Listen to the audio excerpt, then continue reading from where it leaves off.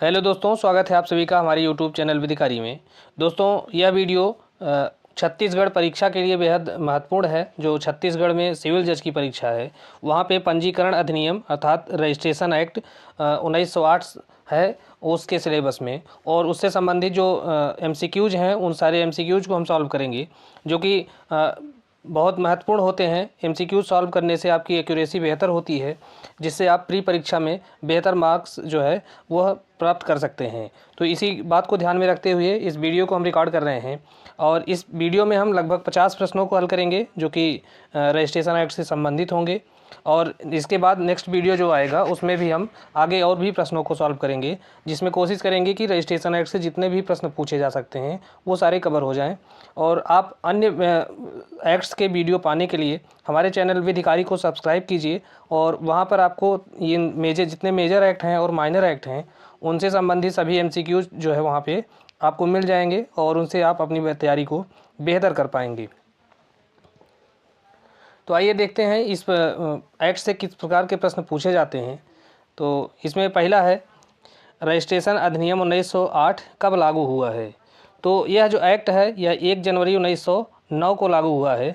लेकिन अगर छत्तीसगढ़ के संदर्भ में अगर देखेंगे, क्योंकि छत्तीसगढ़ की जो PCSJ की परीक्षा है उसके सिलेबस में यह एक्ट है, तो वहाँ पर यह 1 नवंबर सन 2000 को यह लागू हुआ है। क्योंकि छत्तीसगढ़ जो है अलग राज्य बनाया गया है 1 नवंबर सन 2000 से, तो वहाँ पर 1 नवंबर से जो है सन 2000 से यह अधिनियम लागू है। लेकिन अगर पूरे भारत में देखेंगे तो यह जो है पूरे भारत में 1 जनवरी सन 1909 से लागू है। नेक्स्ट है, रजिस्ट्रीकरण अधिनियम 1908 से पूर्व अधिनियमित कौन सा प्रविध था। अर्थात इसका तात्पर्य है कि 1908 से पहले जब यह अधिनियम नहीं बनाया गया था, तो उसके पहले यहाँ पे कौन सा अधिनियम भारत में प्रवर्तन में था। तो उस समय जो है ये 1877 का एक्ट था, पंजीकरण अधिनियम 1877, जो कि 1908 से पहले वही प्रवर्तित था यहाँ पे। नेक्स्ट है, रजिस्ट्रेशन शब्द को या पंजीकरण शब्द को कहाँ परिभाषित किया गया है। तो इस अधिनियम की धारा 2 के अंतर्गत जो परिभाषा दी गई है, परिभाषा जो है धारा 2 के अंतर्गत दी गई है, लेकिन इस परिभाषा खंड में इस धारा के अंतर्गत रजिस्ट्रेशन शब्द को परिभाषित नहीं किया गया है, बल्कि इसे प्रस्तावना में इसके बारे में बताया गया है। नेक्स्ट है, रजिस्ट्रेशन का क्या उद्देश्य है। तो रजिस्ट्रेशन का उद्देश्य है अचल संपत्ति के अंतरण में किसी भी पक्षकार को धोखा और किसी भी प्रकार की क्षति न हो। तो इसी उद्देश्य को ध्यान में रखते हुए जो है कि किसी दस्तावेज का जब ट्रांसफ़र किया जाता है तो उसका जो है पंजीकरण कराया जाता है या रजिस्ट्रेशन कराया जाता है। नेक्स्ट है, रजिस्ट्रेशन अधिनियम का संबंध किससे है। तो रजिस्ट्रेशन अधिनियम का जो संबंध है वह है कानून या परंपरागत प्रचलन के अधीन समव्यवहारों के संबंध में, और उन समव्यवहारों से जिनका कोई प्रत्यक्ष संबंध नहीं है। तो इस प्रकार से A और B इन दोनों से संबंध है रजिस्ट्रेशन अधिनियम का। नेक्स्ट, रजिस्ट्रीकरण अधिनियम यह किस प्रकार की विधि है। तो रजिस्ट्रेशन एक्ट जो है यह एक प्रकार का स्पेशल लॉ है या विशेष विधि के अंतर्गत आता है। नेक्स्ट, रजिस्ट्रेशन अधिनियम है तो यह क्या है। तो यह जो है एक पूर्णतः समेकित बिल है। नेक्स्ट है, पंजीकरण अधिनियम का विस्तार संपूर्ण भारत पर है, लेकिन देश के किन्हीं जिलों या भूखंडों को इसके प्रवर्तन से अपवर्जित करने की शक्ति किसको प्राप्त है। तो इसको जो है इसके बारे में जो प्रावधान है यह अधिनियम की धारा 1 के अंतर्गत दिया गया है, और इसमें यह बताया गया है कि जो अधिनियम की धारा 1 का खंड 2 है उसके परंतुक में यह बताया गया है कि राज्य सरकार किन्हीं जिलों या देश के किन्हीं भूभागों को इसके प्रवर्तन से अपवर्जित कर सकती है। तो इस प्रकार से इसमें जो है अपवर्जित करने की जो शक्ति है वह राज्य सरकार को प्राप्त है। नेक्स्ट है, पट्टे के अंतर्गत क्या शामिल है। तो पट्टे के अंतर्गत जो है इसमें यह प्रतीक या काउंटर पार्ट है, कबूलियत है, कृषि अथवा दखल के लिए वचनदान है, पट्टे के लिए करार है। तो इस प्रकार से ये जो सभी बातें हैं यह पट्टे के अंतर्गत शामिल होती हैं। नेक्स्ट है, जंगम संपत्ति के अंतर्गत क्या शामिल है। तो जंगम संपत्ति के बारे में जो परिभाषा है वह धारा 2 के अंतर्गत दिया गया है, और धारा 2 के उपधारा 9 के अंतर्गत जो है जंगम संपत्ति की भी परिभाषा दी गई है, और जबकि धारा 2 के उपधारा 6 के अंतर्गत यह स्थावर या अचल संपत्ति की परिभाषा दी गई है। तो जो धारा 2 के उपधारा 9 के अंतर्गत जब जंगम संपत्ति की परिभाषा दी गई है, तो इसमें यह बताया गया है कि जंगम संपत्ति के अंतर्गत आता है खड़ा काष्ठ, उगती फसलें, घास, पेड़ों के लगे फल और पेड़ों के रस। तो ये जो सभी बातें हैं ये है जंगम संपत्ति के अंतर्गत या चल संपत्ति के अंतर्गत, मूवेबल प्रॉपर्टी के अंतर्गत ये सारी जो वस्तुएं हैं आती हैं। नेक्स्ट है रजिस्ट्रेशन एक्ट के अंतर्गत परिभाषित है। तो इसमें जो है पूछा गया है कि कौन कौन सा परिभाषित है। तो जंगम संपत्ति यह परिभाषित है, अभी बताइए कि यह धारा 2 की ये सारी जो परिभाषाएं हैं धारा 2 के अंतर्गत दी गई हैं, और जंगम संपत्ति उपधारा 9 के अंतर्गत परिभाषित है, और पट्टा जो है यह उपधारा 7 के अंतर्गत परिभाषित है। अचल संपत्ति या अस्थावर जो संपत्ति है यह उपधारा 6 के अंतर्गत परिभाषित है, और पुस्तक जो है यह उपधारा 2 के अंतर्गत परिभाषित है।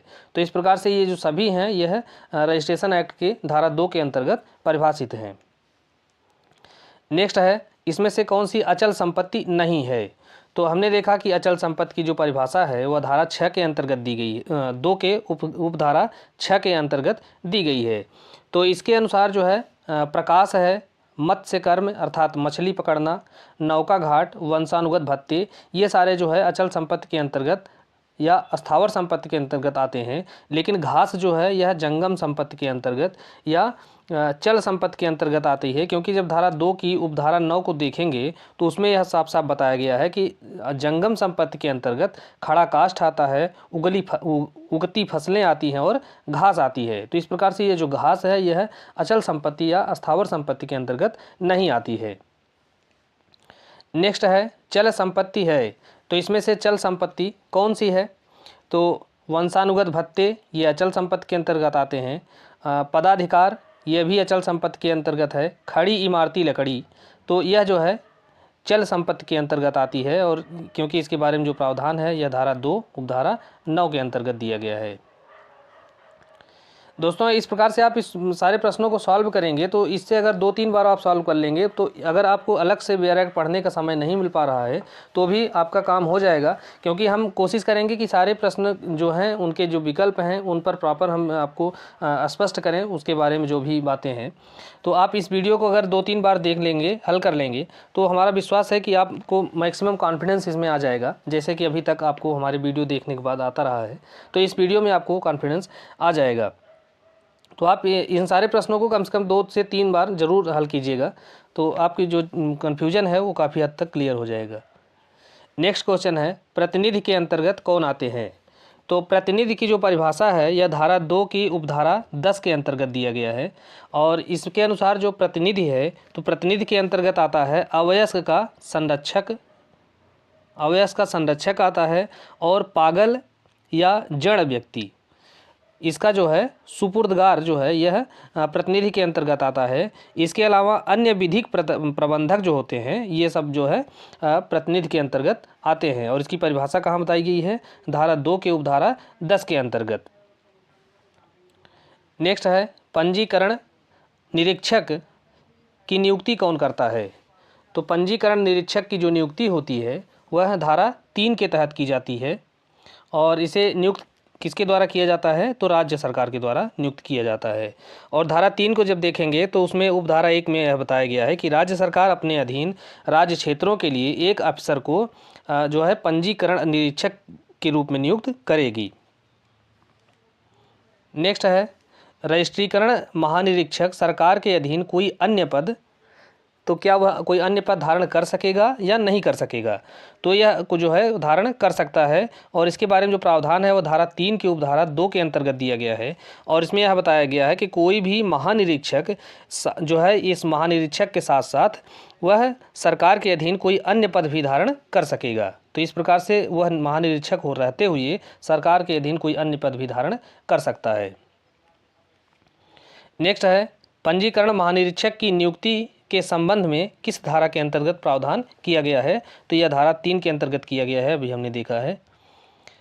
नेक्स्ट है राज्य सरकार रजिस्ट्रार तथा उप रजिस्ट्रार की नियुक्ति करती है। तो रजिस्ट्रार और उप रजिस्ट्रार की जो नियुक्ति है वह किस धारा के तहत की जाती है, तो वह धारा 6 के तहत की जाती है। और ये धारा 6 के अंतर्गत बताया गया है कि राज्य सरकार ऐसे व्यक्तियों को, चाहे वे लोक अफसर या लोक सेवक हों चाहे न हों, वो जो है जिसे ठीक समझे उसको जो है रजिस्ट्रार या उप रजिस्ट्रार के रूप में नियुक्त कर सकती है, तो राज्य सरकार के द्वारा। और इसके लिए यह जरूरी नहीं है कि वे लोक अधिकारी ही हों, अर्थात लोक अधिकारी से भिन्न व्यक्ति को भी रजिस्ट्रार या उप रजिस्ट्रार की नियुक्ति की जा सकती है धारा 6 के अंतर्गत राज्य सरकार के द्वारा। नेक्स्ट है राज्य सरकार जब उप रजिस्ट्रार को रजिस्ट्रार की शक्तियों को सुनने के लिए प्राधिकृत कर देती है तो उप रजिस्ट्रार इसमें से कौन सा कार्य कर सकता है, तो उप रजिस्ट्रार जो है वह अपने द्वारा दिए गए आदेश के विरुद्ध अपील नहीं सुन सकता है। यही विकल्प जो है सही है। और इसके बारे में जो प्रावधान है वो धारा 7 के अंतर्गत दिया गया है, धारा 7 के अंतर्गत। और इसका जो परंतुक है, तो जब परंतु को पढ़ेंगे तो उसमें ऐसा दिया गया है कि ऐसा कोई भी प्राधिकरण किसी उप रजिस्ट्रार को इस अधिनियम के अधीन स्वयं अपने द्वारा पारित किसी आदेश के विरुद्ध अपील सुनने के लिए समर्थ नहीं करेगा। अर्थात जो उप रजिस्ट्रार है वह कोई इस प्रकार से जो आदेश उसने स्वयं पारित किया है तो वह अपील को नहीं सुन सकता है। नेक्स्ट है निरीक्षक किसके अधीनस्थ होता है, तो निरीक्षक जो होता है वह महानिरीक्षक के अधीनस्थ होता है। और इसके बारे में जो प्रावधान है वह धारा 8 के अंतर्गत दिया गया है, धारा 8 के अंतर्गत रजिस्ट्रेशन एक्ट में।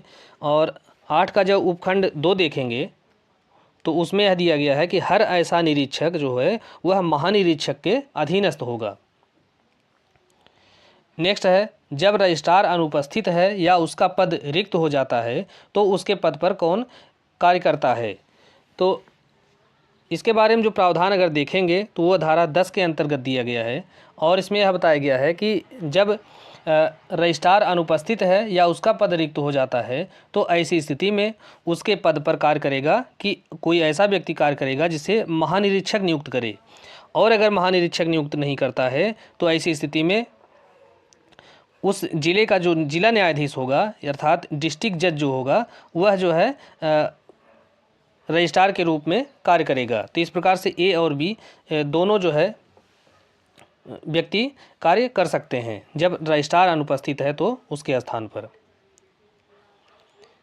नेक्स्ट है उस जिले का जिसके अंतर्गत प्रेसिडेंसी नगर है रजिस्ट्रार अपने जिले में कर्तव्य रूढ़ से अनुपस्थित होने से अन्यथा अनुपस्थित है, अर्थात जो है अपने कार्य से के अलावा किसी अन्य कारण से अगर वह अनुपस्थित है जो रजिस्ट्रार है या उसका पद रिक्त है तब उसके पद पर कौन कार्य करेगा। तो इसके बारे में जो प्रावधान है यह धारा 10 के अंतर्गत ही दिया गया है। और इसमें इसके अनुसार तो ऐसी स्थिति में जो कार्य करेगा तो ऐसा व्यक्ति जिसे महानिरीक्षक नियुक्त करे या जिले का न्यायाधीश, इस प्रकार से ए और बी ये दोनों व्यक्ति इसके स्थान पर कार्य कर सकते हैं। और यह जो न्यायाधीश होगा वह ऐसा न्यायाधीश होगा जिसके अंतर्गत जिसकी अधिकारिता के अंतर्गत यह रजिस्ट्रार का कार्यालय स्थित है, तो वही उसी जिले का जो जिला न्यायाधीश होगा वही रजिस्ट्रार के रूप में कार्य करेगा, कोई अन्य जुरिस्डिक्शन वाला न्यायाधीश नहीं करेगा। नेक्स्ट है रजिस्ट्रार की अनुपस्थिति में उसके पद पर कार्य करने वाला व्यक्ति कब तक रजिस्ट्रार के स्थान पर कार्य करता है, तो इसके बारे में जो प्रावधान है वह धारा 10 की उपधारा 2 के अंतर्गत दिया गया है। और इसके अनुसार कि ऐसा जो व्यक्ति है जो रजिस्ट्रार की अनुपस्थिति के कारण कोई उसके स्थान पर कार्य करता है तो वह तब तक कार्य करेगा जब तक कि वह रजिस्ट्रार अनुपस्थित है या जब तक राज्य सरकार रिक्त स्थान की पूर्ति नहीं कर देती है। तो इस प्रकार से 1 और 2 ये दोनों परिस्थितियों में जो ऐसा व्यक्ति है जो रजिस्ट्रार के स्थान पर रजिस्ट्रार के रूप में नियुक्त किया गया है वह कार्य कर सकेगा। निम्नलिखित कथनों में से कौन सा कथन सही है, तो पहला है रजिस्ट्रार की अनुपस्थिति में महानिरीक्षक के द्वारा नियुक्त कोई व्यक्ति उसके स्थान पर कार्य करता है, तो यह कथन सही है। दूसरा है यदि जिला जिसके अंतर्गत प्रेसिडेंसी नगर आता है तो जिले का जो न्यायाधीश है वह रजिस्ट्रार की अनुपस्थिति में रजिस्ट्रार के रूप में कार्य नहीं कर सकता है, ये भी कथन सही है।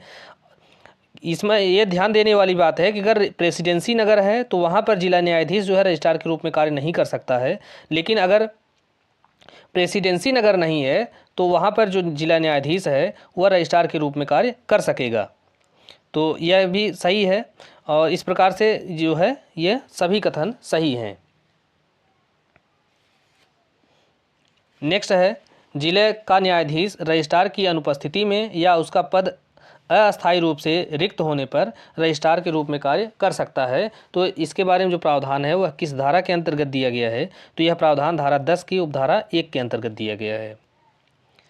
नेक्स्ट है, जब रजिस्ट्रार अपने जिले में कर्तव्य रूढ़ होने के कारण अपने कार्यालय से अनुपस्थित है तो वह नियुक्त कर सकेगा। तो ऐसी स्थिति में जो है नियुक्त किया जाता है धारा 11 के अंतर्गत।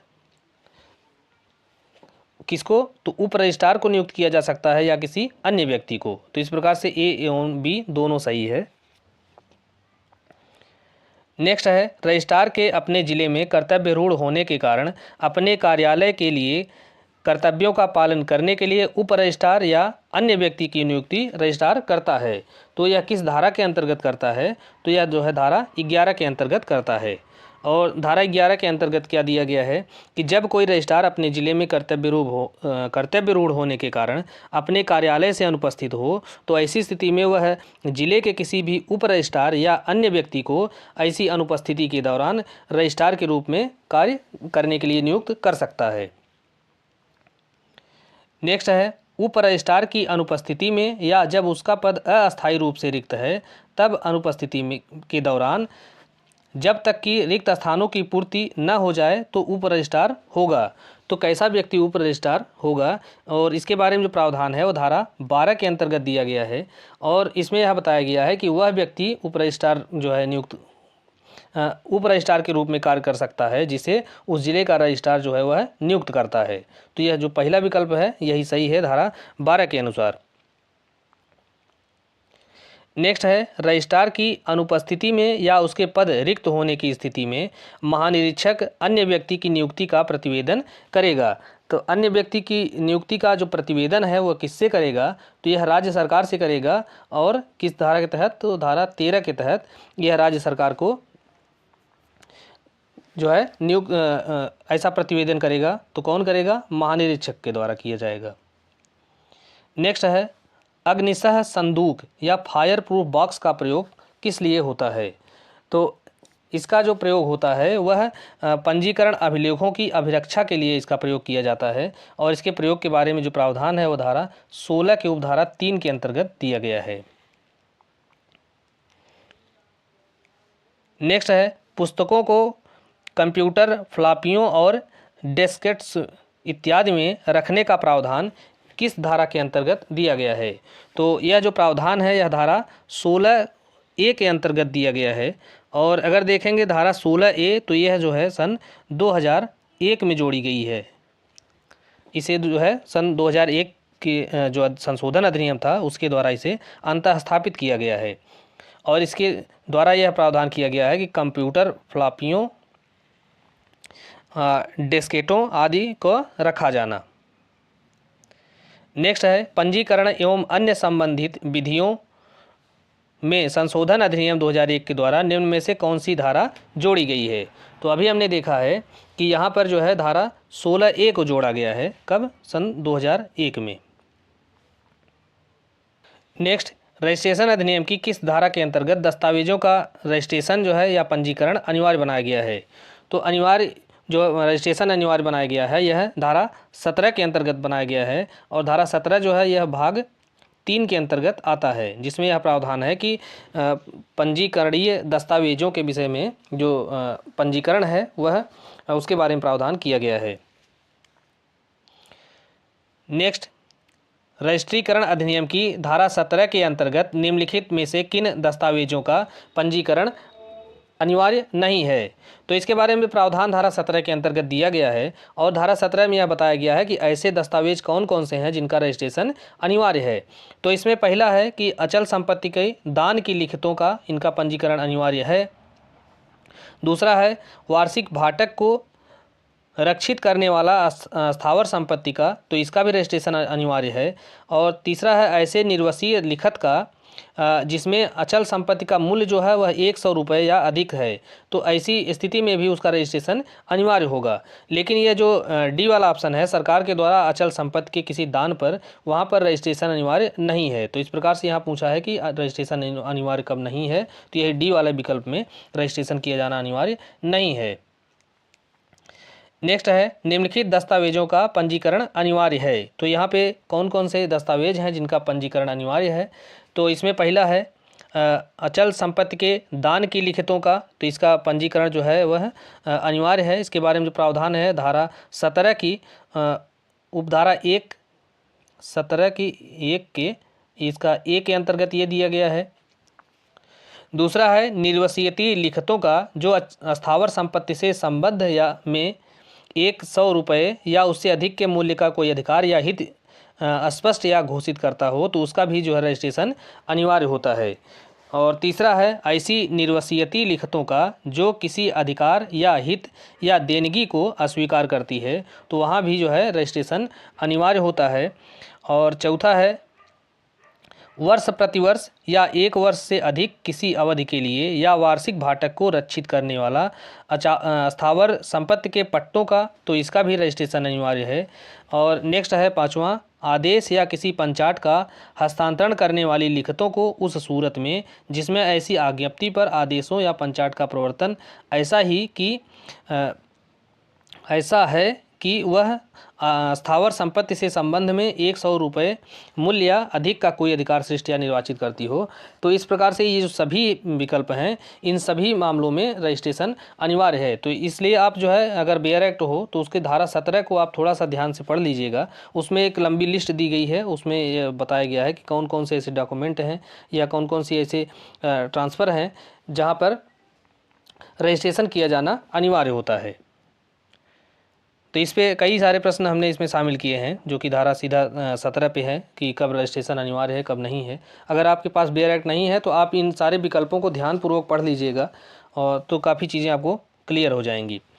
नेक्स्ट है संपत्ति नियंत्रण अधिनियम की धारा 53A, जो कि भागिक पालन या पार्ट परफॉर्मेंस के संबंध में प्रावधान करता है। तो यहाँ यह पूछा गया है कि इसके संबंध में कौन सा कथन सही है। तो इसके बारे में जो प्रावधान है वह जो रजिस्ट्रेशन के संबंध में, तो इसके रजिस्ट्रेशन के संबंध में जो धारा 53A TPA की है, तो इसके बारे में प्रावधान धारा 17 उपधारा 1A के अंतर्गत दिया गया है, यह रजिस्ट्रेशन एक्ट के अंतर्गत। तो इसके अनुसार रजिस्ट्रीकरण एवं अन्य संबंधित विधियां संशोधित अधिनियम 2021 के आरंभ पर या उसके पश्चात अचल संपत्ति के प्रतिफल के अंतरण की संविधाओं को पंजीकृत किया जाना आवश्यक है। तो यह जो कथन है वह बिल्कुल सही है। दूसरा है अचल संपत्ति के प्रतिफल के अंतरण की संविदाओं को पंजीकृत न होने पर धारा 53A के प्रयोजनों के लिए उसका कोई प्रभाव नहीं होगा। तो इस प्रकार से ए और बी ये दोनों कथन सही हैं। नेक्स्ट है निम्नलिखित कथनों में कौन सा कथन असत्य है। तो पहला है अस्थावर संपत्ति के अंतरण के संबंध में ऐसे लिखत जिसमें संपत्ति का मूल्य 100 रुपये से कम है तो उसका रजिस्ट्रेशन आवश्यक नहीं है। तो यह कथन बिल्कुल सही है, क्योंकि 100 रुपये से अगर अधिक संपत्ति है तो वहाँ ही रजिस्ट्रेशन आवश्यक होगा। 100 रुपये से कम है तो वहाँ रजिस्ट्रेशन कोई ज़रूरी नहीं है। दूसरा विकल्प है 1 वर्ष तक के रक्षित रखने वाले अचल संपत्ति के पट्टे का रजिस्ट्रेशन आवश्यक नहीं है। तो यह भी सही है, क्योंकि जो है पट्टा जो है अगर 1 वर्ष से अधिक की अवधि का है तो वहाँ पर रजिस्ट्रेशन आवश्यक होगा, लेकिन अगर 1 वर्ष से कम की अवधि के पट्टे का मामला है तो वहाँ पर रजिस्ट्रेशन आवश्यक नहीं है। तीसरा है अचल संपत्ति के 5 वर्ष से अधिक अवधि के लिए किया गया पट्टा और रक्षित किया गया भाटक 50 रुपये से अधिक है तो ऐसे दस्तावेज के रजिस्ट्रेशन से छूट जो है वह राज्य सरकार दे सकती है। तो यह कथन भी सही है। और नेक्स्ट है प्रशमन विलेख की रजिस्ट्री अनिवार्य है। तो ऐसा कोई प्रावधान जो है यह धारा 17 के अंतर्गत नहीं किया गया है, तो इसलिए यही जो कथन है वह सत्य नहीं है या यह कथन असत्य है। नेक्स्ट निम्नलिखित दस्तावेजों की रजिस्ट्रीकरण या पंजीकरण आवश्यक नहीं है। तो इसमें से जो पहला है संयुक्त निधि पत्र समयाव में के अंशों से संबंधित लिखत, तो इसका जो है पंजीकरण आवश्यक होता है। दूसरा है राजस्व पदाधिकारी द्वारा किए गए विभाजन की किसी लिखत का, तो इसका भी पंजीकरण आवश्यक होता है।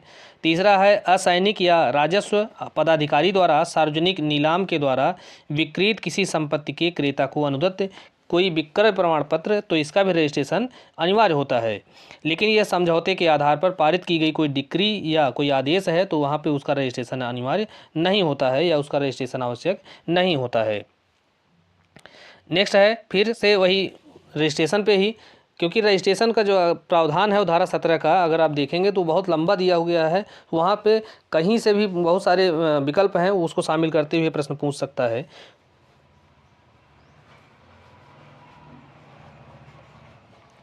नेक्स्ट क्वेश्चन भी रजिस्ट्रेशन पे ही है, क्योंकि धारा 17 जो है वो बहुत लंबी धारा है। उसमें आप देखेंगे तो बहुत सारे प्रावधान हैं जहाँ से जो है रजिस्ट्रेशन कौन कौन से डॉक्यूमेंट हैं जिसका रजिस्ट्रेशन अनिवार्य है, तो इसलिए हम उस पर कई सारे प्रश्नों को इसमें शामिल किए हैं इस वीडियो में।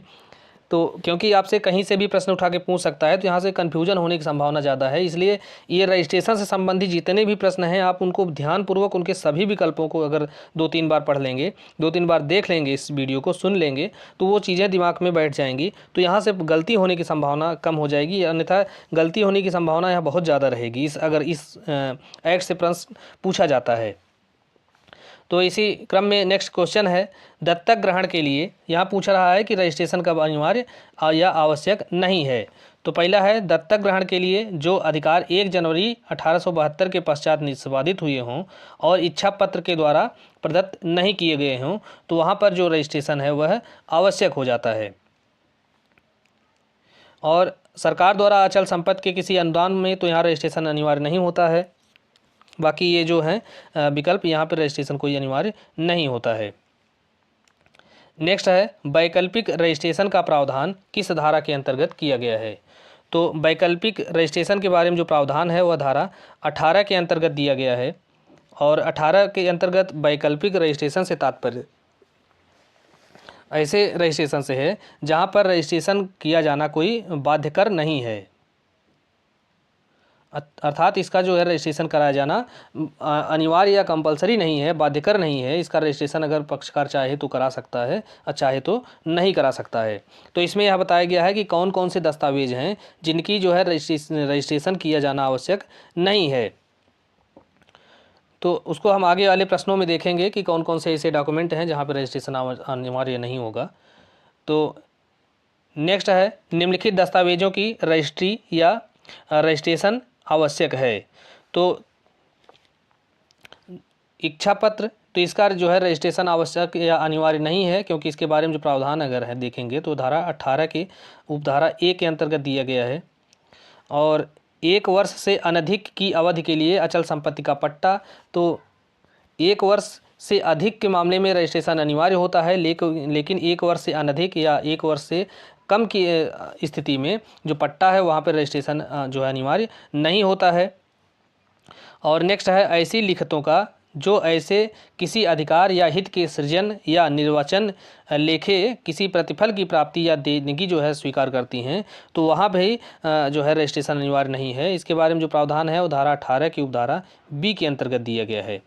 और नेक्स्ट है अस्थावर संपत्ति के दान की लिखतों का, तो इसका जो है रजिस्ट्रेशन अनिवार्य है, क्योंकि इसके बारे में जो प्रावधान है वह धारा 18 के अंतर्गत नहीं दिया गया है, बल्कि यह धारा 17 के अंतर्गत दिया गया है। तो जो बातें धारा 17 के अंतर्गत आएंगी वहाँ पर रजिस्ट्रेशन अनिवार्य होगा। नेक्स्ट है निम्नलिखित किन दस्तावेजों का रजिस्ट्रीकरण या रजिस्ट्रेशन वैकल्पिक है। तो वैकल्पिक है वसीयत का, दूसरा है 1 वर्ष से अनधिक किसी अवधि के लिए पट्टे का, तो इसका भी जो है रजिस्ट्रेशन वैकल्पिक ही है। तीसरा है कि जो दस्तावेज धारा 17 के अंतर्गत रजिस्ट्रेशन से छूट प्राप्त हैं तो उनका भी रजिस्ट्रेशन कराना वैकल्पिक है, बाध्यकर नहीं है। और नेक्स्ट है ऐसे सब दस्तावेज हैं जिनका रजिस्ट्रेशन धारा 17 द्वारा अपेक्षित नहीं है, तो उसका भी रजिस्ट्रेशन कराना आवश्यक या अनिवार्य नहीं है, बल्कि वह क्या है वैकल्पिक है। तो इस प्रकार से ये जो 4 दिए गए हैं, इन 4 में से जो सभी दस्तावेज हैं इनका रजिस्ट्रेशन वैकल्पिक है। नेक्स्ट है निम्नलिखित दस्तावेजों की रजिस्ट्री या रजिस्ट्रेशन आवश्यक नहीं है बल्कि वैकल्पिक है। तो इसमें पहला है दान या इच्छा पत्र की लिखतों से भिन्न वे लिखतें जिनका प्रवर्तन ऐसा है कि वे अचल संपत्ति से संबंध 100 रुपये से कम मूल्य का अधिकार घोषित या समनुदेशित करती हैं। तो यहाँ पे एक एक चीज़ों को ध्यान में रखना होगा कि 100 रुपये से कम है तो यहाँ पर जो है रजिस्ट्रेशन किया जाना आवश्यक नहीं है, बल्कि वह वैकल्पिक है। दूसरा है, न्यायालय की किसी आज्ञप्ति या आदेश का या किसी पंचाट के हस्तांतरण करने वाली लिखत जिनका प्रवर्तन ऐसा है कि वह अचल संपत्ति से संबंधित 100 रुपये से कम मूल्य, तो 100 रुपये से कम है तो यहाँ भी जो है जो रजिस्ट्रेशन है वह आवश्यक नहीं है, अर्थात वह वैकल्पिक है। तीसरा है, इच्छा पत्रों से भिन्न ऐसी लिखतें जिनसे प्रकटतः अभिप्रेत है या जिनका प्रवर्तन ऐसा है कि वे जंगम संपत्ति से संबंध या कोई अधिकार या हक स्पष्ट या घोषित करती हैं, तो यहाँ भी जो है रजिस्ट्रेशन अनिवार्य नहीं है। तो इस प्रकार से दिए गए जो तीनों विकल्प हैं इसमें से किसी का भी रजिस्ट्रेशन अनिवार्य नहीं है। नेक्स्ट है, रजिस्ट्रेशन के लिए पेश की गई दस्तावेज की भाषा रजिस्ट्रार नहीं समझता है और भाषा ऐसी है कि जिले में सामान्यतः प्रयुक्त नहीं की जाती है, तो ऐसी स्थिति में इसमें से कौन सा कथन सही होगा? अर्थात जो रजिस्ट्रार है वह जो भाषा ही नहीं समझता है कि जो दस्तावेज में दी गई है, और वह भाषा भी ऐसी है कि उस ज़िले में जहाँ पे रजिस्ट्रार का कार्यालय है वहाँ पर वह भाषा उस ज़िले में समझी नहीं जाती है, तो ऐसी स्थिति में जो रजिस्ट्रार है वह उसका रजिस्ट्रेशन करने से इनकार कर सकता है। और इसके साथ ही यदि लिखत के साथ जिले में सामान्यतः प्रयुक्त की जाने वाली भाषा में उसका सही अनुवाद करा सकता है और उसकी सत्य प्रतिलिपि संलग्न करता है तो रजिस्ट्रेशन से इनकार नहीं कर सकता है। अर्थात अगर उस भाषा ऐसी है कि जो कि रजिस्ट्रार को समझ में नहीं आती है या रजिस्ट्रार को वह भाषा ही नहीं पता है, तो वह उसका जो है रजिस्ट्रेशन करने से इनकार कर सकता है। और दूसरी बात है कि अगर उसको जो है ट्रांसलेट करके दिया जाता है कि उस ज़िले में जो भाषा यूज होती है यूजुअली, तो उसमें अगर उस डॉक्यूमेंट का ट्रांसलेट करके उसके समक्ष पेश किया जाता है तो वहाँ पर वह रजिस्ट्रेशन से इनकार नहीं कर सकता है। तो इस प्रकार से 1 और 2 ये दोनों सही हैं और यह जो प्रश्न है वह धारा 19 पर आधारित है। पंजीकरण अधिनियम की धारा 19 के अंतर्गत यही प्रावधान किया गया है कि रजिस्ट्रीकर्ता ऑफिसर के द्वारा न समझे वाली भाषा की स्थिति में जो क्या स्थिति होगी। नेक्स्ट है, यदि दस्तावेज में खाली स्थान है या ब्लैंक स्थान है तो वहाँ पर जो रजिस्ट्रार है वह क्या करेगा? तो इसके बारे में अगर प्रावधान देखेंगे तो वह धारा 20 के अंतर्गत दिया गया है और इसमें यह बताया गया है कि अगर कोई खाली स्थान है तो ऐसी स्थिति में जो रजिस्ट्रार है वह दस्तावेज को प्रतिगृहीत या इसे स्वीकार करने से या एक्सेप्ट करने से इनकार कर सकता है। दूसरी बात यह कर सकता है कि अपने अध्याक्षरों या हस्ताक्षरों से अभिप्रमाणित कर सकता है और इस बाबत टिप्पणी जो है वह रजिस्टर में दर्ज करेगा। तो ये जो है ये तीनों जो विकल्प हैं वह कर सकता है धारा 20 के अंतर्गत। नेक्स्ट है, पंजीकरण अधिनियम 1908 की किस धारा के अंतर्गत कहा गया है कि किसी दस्तावेज को रजिस्ट्रीकरण के लिए तब तक स्वीकार नहीं किया जाएगा जब तक कि दस्तावेज में की जो संपत्ति का अभिवर्णन है, उसके नक्शे हैं, प्लान है, उसका वर्णन जो है उस डॉक्यूमेंट में स्पष्ट न हो या उसमें अंतर्विष्ट न हो। तो इसके बारे में जो प्रावधान है वह जो है धारा 21 के अंतर्गत दिया गया है और यह इसमें बताया गया है कि जो रजिस्ट्रार है वह किसी दस्तावेज को तब तक पंजीकृत नहीं करेगा या पंजीकरण के लिए तब तक स्वीकार नहीं करेगा जब तक कि उस दस्तावेज में संपत्ति का पूरा विवरण, नक्शा, प्लान ये सब जो है उसमें अंतर्विष्ट या उसमें शामिल न हो। नेक्स्ट है, दस्तावेज को रजिस्ट्रेशन के लिए समुचित प्राधिकारी के समक्ष कितने दिन के भीतर प्रस्तुत किया जाएगा? तो इसके बारे में जो प्रावधान है वह धारा 23 के अंतर्गत दिया गया है, धारा 23 के अंतर्गत। और इसमें यह बताया गया है कि दस्तावेज को रजिस्ट्रेशन के लिए समुचित प्राधिकारी के समक्ष निष्पादन की तारीख से 4 महीने के अंदर उसको प्रस्तुत किया जाएगा या पेश किया जाएगा। नेक्स्ट है, दस्तावेजों को पंजीकरण के लिए निष्पादन की तारीख से 4 महीने के भीतर समुचित प्राधिकारी के समक्ष प्रस्तुत कर दिया जाना चाहिए, तभी दस्तावेज प्रतिगृहीत या स्वीकार किया जाएगा। तो ऐसा उपबंध किस धारा के अंतर्गत दिया गया है? तो अभी हमने देख लिया है, यह धारा 23 के अंतर्गत दिया गया है। और धारा 23 के अंतर्गत कितने महीने के अंदर उसे प्रस्तुत करना होगा? तो 4 माह के अंदर। नेक्स्ट है, दस्तावेज को रजिस्ट्रेशन के लिए निष्पादन की तारीख से 4 महीने के भीतर जो है वह प्रस्तुत किया जाएगा। तो यह जो है किसके समक्ष प्रस्तुत किया जाएगा, तो इसके बारे में जो प्रावधान है वह धारा 23 के अंतर्गत दिया गया है। तो इसमें यह बताया गया है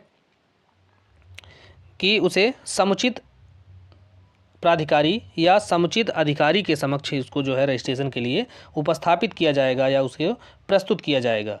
तो दोस्तों, इस प्रकार से इस वीडियो में हमने 50 महत्वपूर्ण प्रश्नों को सॉल्व किया है जो कि पंजीकरण अधिनियम से संबंधित हैं, और पूरी उम्मीद है कि यह वीडियो आपके लिए काफ़ी कारगर साबित होगा।